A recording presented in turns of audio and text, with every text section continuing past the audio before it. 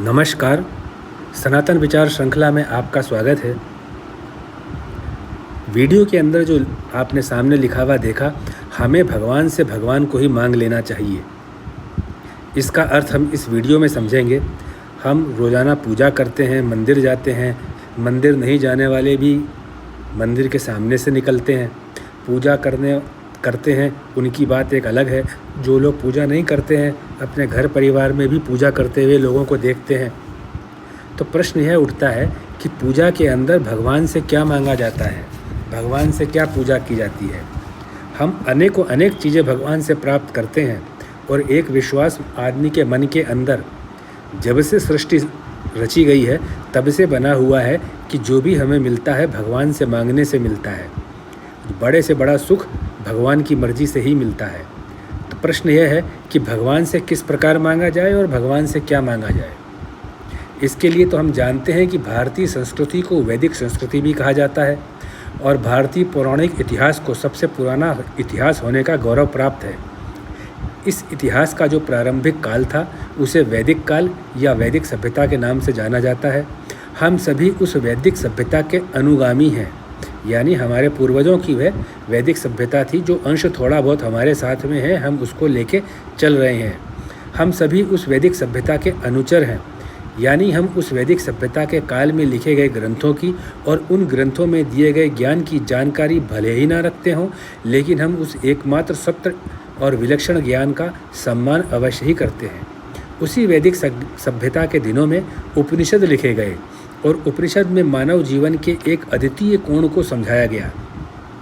उसी अद्वितीय कोण को हम आज इस वीडियो में बातचीत का विषय बनाएंगे। उपनिषदों में मानव जीवन का स्वयं में ही एक साध्य माना गया है कि मानव जीवन स्वयं में एक तपस्या है, क्योंकि मानव जीवन का लक्ष्य ही अपने आप में महान है। यह महान लक्ष्य जो केवल मानव ही प्राप्त कर सकता है, वह लक्ष्य है भगवत साक्षात्कार, यानी भगवान से मिल जाना। इसका अर्थ है मानव का जन्म भगवान से मिलने के लिए ही हुआ है। हम किसी दूसरे देश में जाएं तो वहाँ समाज में इस प्रकार की भावना नहीं मिलेगी, क्योंकि दुर्भाग्य से उन देशों में, उन सभ्यताओं में वैदिक काल रहा ही नहीं। ऐसे ज्ञान की भावना कि प्रत्येक मानव के जीवन का अंतिम लक्ष्य भगवान को प्राप्त कर लेना है, यह केवल भारतीय शास्त्र की जड़ में ही है। आज से लगभग 500 वर्ष पूर्व 15वीं और 16वीं शताब्दी में जब भक्ति आंदोलन ने जोर पकड़ा, तो जो महान संत उन 2 शताब्दियों में हुए, उन्होंने अपनी वाणी से किसी भी दूसरी मान्यता या दूसरे किसी धर्म का कभी भी विरोध नहीं किया। केवल भक्ति के माध्यम से हर सांसारिक व्यक्ति को भगवान के करीब और ज़्यादा करीब पहुंचने की प्रेरणा दी। प्रमुख रूप से उनमें संत तुलसीदास, चैतन्य महाप्रभु, गुरु रविदास, संत कबीर, मीराबाई, संत वल्लभदास, संत नरसिंह मेहता, नरसिंह भगत भी जिनको कहा जाता है, संत नारायण दास, श्रीमंत शंकरदेव ये थे, और उसके कुछ समय बाद में संत तुकाराम भी हुए। ये सभी संत जो थे विलक्षण भक्ति भाव के धनी थे। यह भारतीय इतिहास का एक अद्भुत काल था। इस समय भारतीय जनमानस जो पिछले 500 वर्षों से होकर भारी आक्रमणों से परेशान हो चुका था, उस समय के साधारण लोगों में आत्मरक्षा की भावना बिल्कुल खत्म हो चुकी थी। जब इस भक्ति आंदोलन ने अपना असर दिखाया तो अध्यात्म के विषय की और साथ साथ अपने इष्ट की तरफ लौटने की रुचि वापस से जागृत हुई। उस समय के महान संतों ने भगवान की भक्ति को एक शक्ति के रूप में इस्तेमाल किया, क्योंकि वे जानते थे कि अगर घर घर में भक्ति की फिर से शुरुआत हो जाने से आम लोग फिर से अपना साहस बटोर लेंगे। उन संतों ने भक्ति को विचार का माध्यम बनाते हुए सभी को संदेश दिया कि हे मानव, जब तुम अनंत कोटि ब्रह्मांड के स्वामी के सामने हाथ जोड़कर खड़े होते हो तो कुछ भी मांग मत रखो, केवल भगवान से भगवान को ही मांगो, क्योंकि वे तो करोड़ों ब्रह्मांड के स्वामी हैं। यह विचार उस समय भारतीयों के हृदय में घर कर गया, जिसके कारण उस समय का भक्ति आंदोलन पूरी तरह से सफल हो सका। वे संत किस प्रकार थे, ये समझने के लिए आज इस वीडियो में हम उनमें से एक संत तुकाराम जी के जीवन की एक छोटी सी घटना का वर्णन करेंगे। संत तुकाराम एक छोटे से गांव में रहते थे। एक बार भयंकर अकाल होने के कारण गांव के लोगों का जीवन बहुत ही मुश्किल हो गया। वे आए दिन गांव में रहने वाले अपने परिचितों की मृत्यु को देखते कोई भूख से मर रहा था तो कोई बीमारी से मर रहा था। ऐसा दृश्य देखकर संत जो तुकाराम जी थे उनको काफ़ी कष्ट हुआ और फिर रोज़ाना सुबह होते ही वे गांव से दूर पहाड़ी पर चले जाते, जिससे गांव वालों को होने वाला कष्ट न देखना पड़े। जब संत तुकाराम दिन भर पहाड़ी पर रहते तो यही सोचते रहते कि इस जीवन में कोई समय इतना सुंदर आता है, तब तो ऐसा लगता है कि जीवन आनंद लेने के लिए ही है और जीवन कितना सुंदर है, और कोई समय ऐसा आता है तब लगता है कि एक एक पल मृत्यु के समान है। यह जीवन कितना अस्थायी है। जब वे दिन भर पहाड़ी पर ही चिंतन करते तो उनके घर के काम हो ही नहीं पाते थे। इसी तरह लंबा समय बीत गया, उन्हें पहाड़ी से नीचे उतरना ही बंद कर दिया। तो एक बार ऐसा हुआ कि उनके घर के अंदर भी खाना पकाने के लिए कुछ भी नहीं बचा।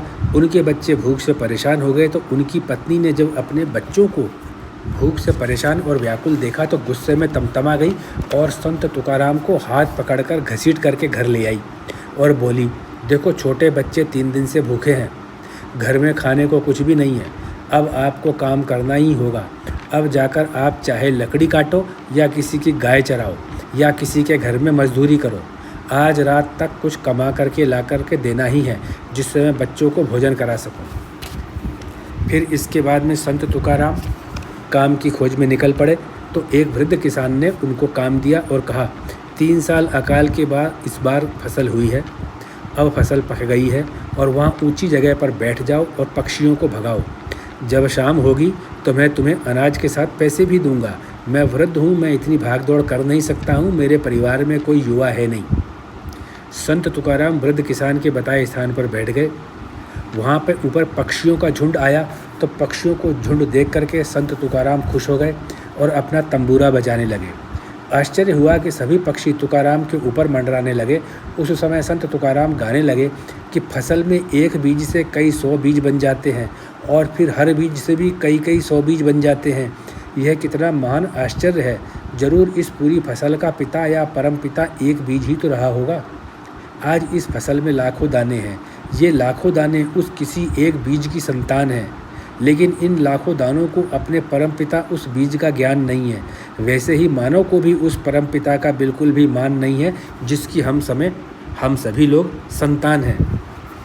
और रोते रोते संत तुकाराम प्रार्थना करने लगे, हे प्रभु, आपका सुंदर स्वरूप मुझे देखने को प्राप्त हो। हे स्वामी, मैं आपके सुंदर स्वरूप का दर्शन करना चाहता हूँ। और अपनी प्रार्थना के अंत में संत तुकाराम ने कहा, हे मेरे प्रभु, मैं आपसे एक वरदान मांगता हूँ। मेरी आपके चरण कमलों में भक्ति सदैव बनी रहे, इसके अतिरिक्त मैं कुछ भी नहीं चाहता हूँ। इसी प्रकार का संवाद नारद जी ने भी भगवान विष्णु से कहा था कि मुझे केवल आप चाहिए। ऐसी ही कथा भक्त प्रहलाद की भी है। भक्त प्रहलाद ने भी केवल भगवान को ही मांगा था। जिसने भगवान को पा लिया उसके पास में अब किसी और चीज़ को रखने की स्थान नहीं है। उसने इस अनंत कोटि ब्रह्मांड में सबसे महंगी चीज़ मांग ली। अनंत कोटि ब्रह्मांड मतलब मल्टीवर्स, करोड़ों ब्रह्मांड।